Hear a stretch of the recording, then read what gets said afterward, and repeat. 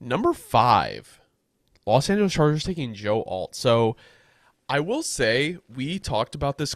I don't want to say a lot, but quite a bit to the tune of we love Joe Alt as the tackle one, but we just didn't know if the Chargers were willing to take him and move him to right tackle. And I don't necessarily love it, but at the same time, it's kind of like, do you want to pass up on this guy just because he doesn't play right tackle? He still plays tackle. I mean, for what the Chargers want to do, he's the perfect player. He just happens to play a position that you already have a very good player at. In See, that's the thing is where Rashawn Slater, not Trey Pipkins. that's hilarious. Vintage reference. But I'm with you where it's like, look, Joe Alt to me was a top three player in this class. I've been saying he's a special player. That to me is actually just what hurts about seeing him move out of that natural position because now I don't know how I feel the same about that valuation. Because yes, it's very easy to say like, well, he'll be able to make the transition just fine. He's so athletic. He has the pedigree with his family. His pop's a two-time, Pro Bowler for the Chiefs. Yeah, I get it. It's easy to just, assume that that'll be an easy move for him. I go back to Mike McGlinchey all the time. We saw a guy with the recently, not super recently, but recently enough, exact same build, same transition, where it didn't work out. So, it's like all of a sudden, I'm not saying that I'm worried about it. I just am worried that he's not going to be able to hit that same ceiling he would have had as the blind side, which he's been used to playing.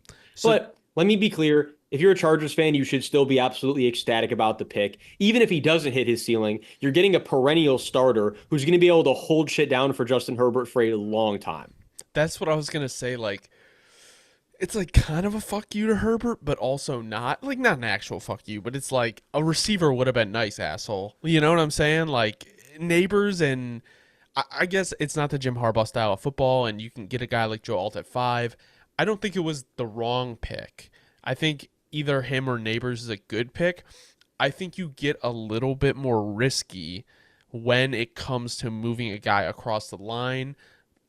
I think Neighbors would have been great. But at the same time, like Harbaugh kind of tipped his hand a while ago when he said basically like the O line, like everyone is relying on the O line. So it's like we kind of No, knew he this, like did. we kind of knew what it was, and it's like I guess a lot of people would be like, well, no, maybe it's just a smokescreen, but like I don't know, Harbaugh doesn't strike me as like the smokescreen guy. Yeah, no, not as much. Not as much. What I really wanted to say though is, and last thing on it, but I'm just more than anything a little bit surprised that they didn't either trade down and go with Latham or go with Fuaga. I'm very happy about the fact that they didn't go with Fuaga personally, but I am, albeit all things considered, I am surprised that Joe Alt is a Charger when it's all said and done.